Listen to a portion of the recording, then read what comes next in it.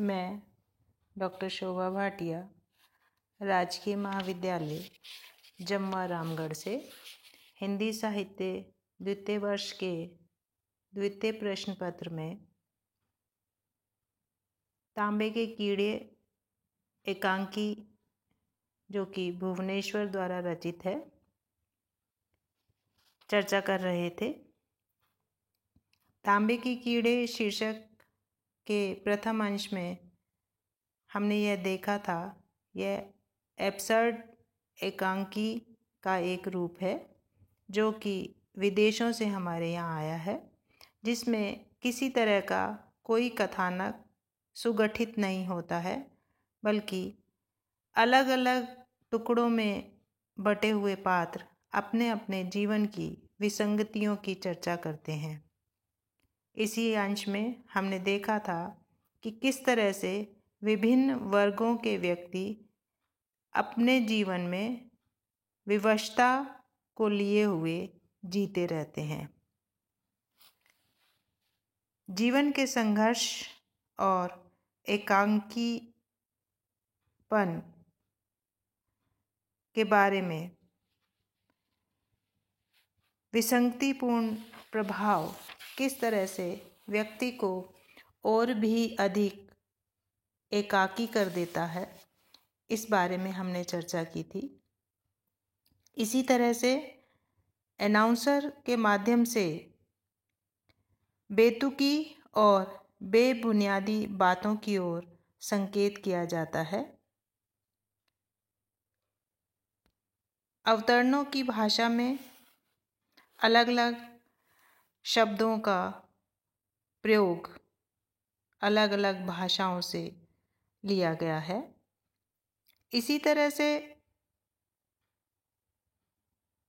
रिक्शे वाले की भावनाओं की अभिव्यक्ति भी की गई थी। उसके पश्चात हमने इस अंश को रोका था, अनाउंसर हंसती है और झुंझुना बजाती है। यह अंश पृष्ठ संख्या 54 पर है। अंतिम पैराग्राफ में स्त्री की आवाज़ में यह कहा गया है, मैं ऊब गई हूँ, मेरा मन उचट गया है, मैं सारा संसार मथूंगी, अपने अंदर बाहर सब कुछ मथूंगी, लेकिन चुपके से, जैसे किसी को मालूम ना हो। कुछ रुककर, जैसे किसी ने कुछ कहा, नहीं, मेरी हंसी में न सूरज है न चांद, मुझे यह सब सोचने का वक्त नहीं है, मुझे बहुत कुछ करना है, मुझे भी मथना है। इस अंश को स्पष्ट करते हुए भुवनेश्वर द्वारा रचित विसंगति एकांकी तांबे के कीड़े में पुनः स्त्री की बेतरतीब बेमतलब जिंदगी को जबरदस्ती ढोने की त्रासदपूर्ण स्थितियों का चित्रण किया गया है, जिसमें परेशान स्त्री अपनी मन स्थिति को प्रकट करती है। वह स्पष्ट करना चाहती है कि इस तरह का जीवन जीते जीते वह अपने जीवन से ही ऊब गई है, जिसके कारण से उसका मन किसी भी कार्य को करने में नहीं लगता है। उसका मानना है कि अभी नहीं, बल्कि ऐसा लगता है जैसे वह अपने संपूर्ण जीवन से ही थक चुकी है और वह चाहती है कि अब इस थके हुए जीवन में भी ऐसा समय उसे मिले जिससे कि वह अपने बीते हुए जिए हुए जीवन पर चिंतन और मनन कर सके,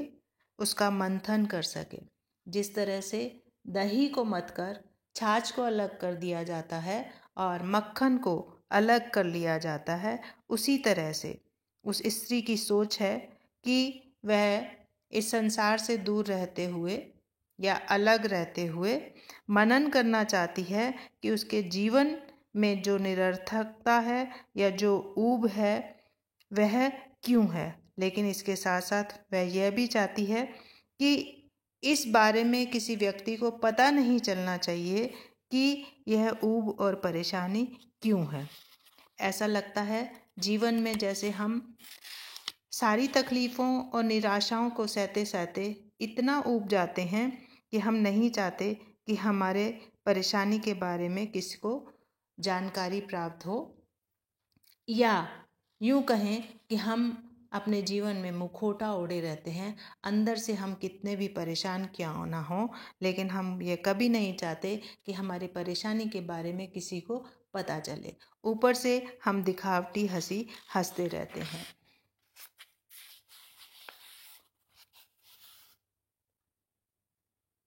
और पुनः वह इसी जीवन के जीने के अभिनय की चर्चा करते हुए कहती है कि जीवन में कभी कभी उसे हंसी भी आती है, लेकिन उसे सूर्य और चांदनी के समान नहीं है, अर्थात उसके पास वक्त नहीं है कि वह देखे कि प्रकृति के माध्यम से जो सुंदरता बिखरी हुई है उसका उसे आभास हो। उसे ऐसा लगता है कि जैसे उसकी हंसी अपने आप में एक अलग हंसी के समान है और अपने अनचाहे जीवन का बोझ ढोते ढोते वह थक चुकी है। अपने जीवन के संबंध में वह अपने तत्कालीन परिवेश के बारे में भी चिंतन मनन करना चाहती है कि जो वह सोचना चाहती है या जो वह करना चाहती है या जो उसके साथ घटित हुआ है उसको वह अच्छी तरह से सोचे, उसका मंथन करे और अपने जीवन में कुछ नया निर्माण कर सके। परेशान नारी की मनोदशा अव्यवस्थित जीवनचर्या का मनोविश्लेषणात्मक चित्रण इस अंश में हमें दिखाई देता है। इसके बाद अगले पृष्ठ पर अर्थात पृष्ठ संख्या 55 पर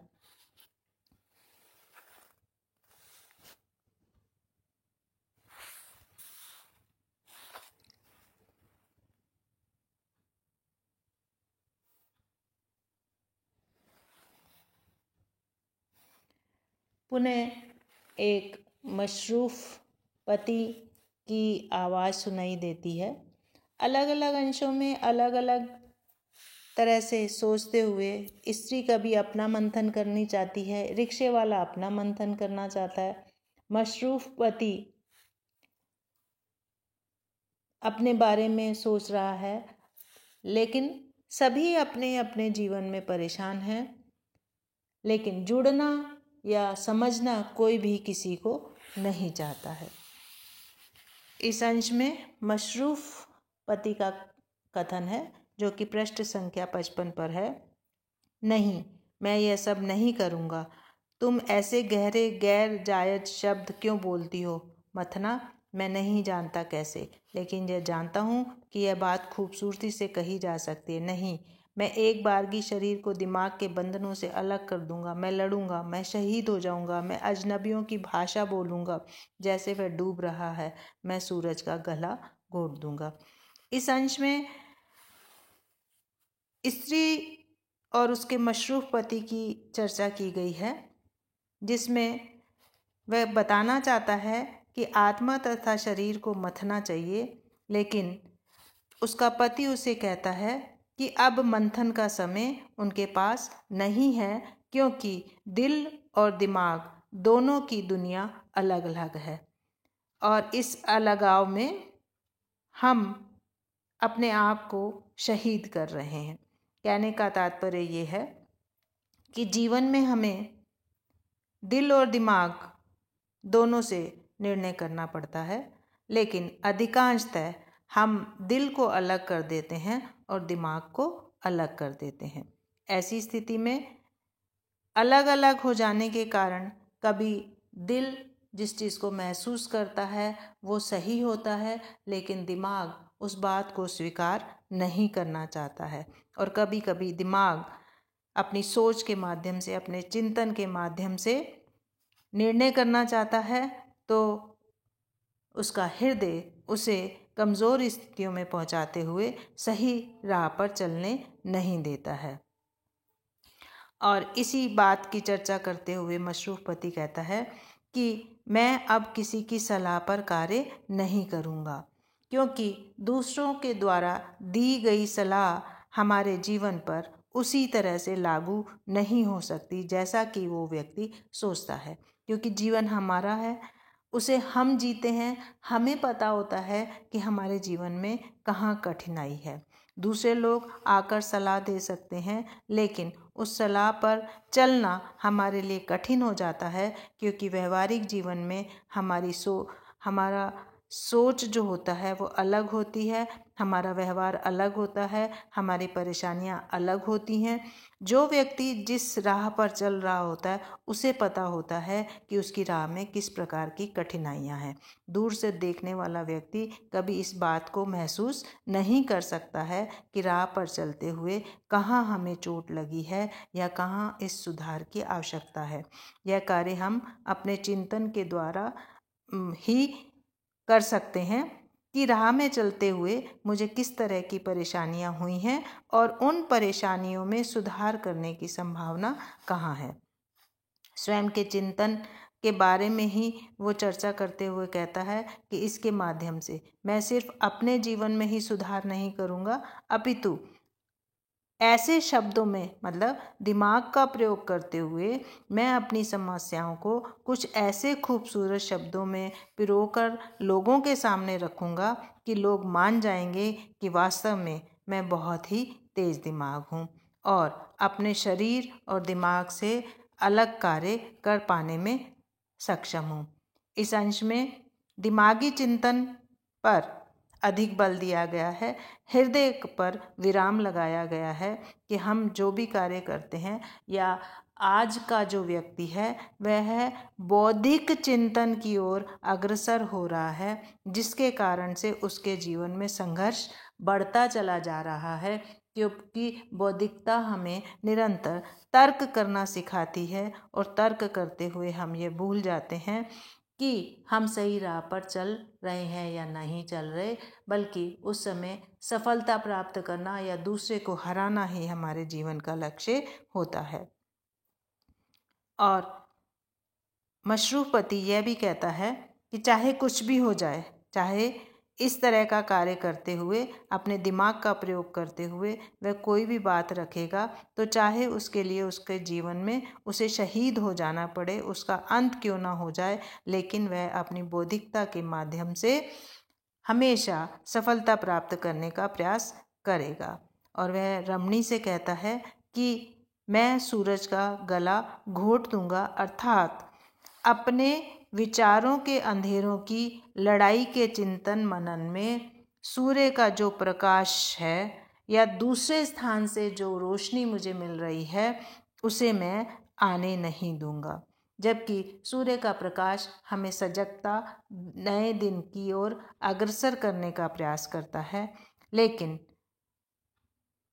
पुरुष का मानना ये है कि अपनी उसकी बौद्धिक सोच जो है वो इतनी महत्वपूर्ण है कि वह बाहर से प्राप्त होने वाले किसी भी सोच, किसी भी विचार को अपने जीवन में प्रवेश नहीं करने देगा। और यही कारण है कि वह या उसका जीवन जो है निराशा के अंधेरों में डूबता चला जाता है। इसमें मशरूफ़ पति के माध्यम से उसकी सोच, उसकी चिंतन और उसकी भावना को अभिव्यक्त करने का प्रयास किया गया है। इस एकांकी में सभी पात्र अपनी अपनी दुनिया में सिमटे हुए और आत्म केंद्रित दिखाई देते हैं।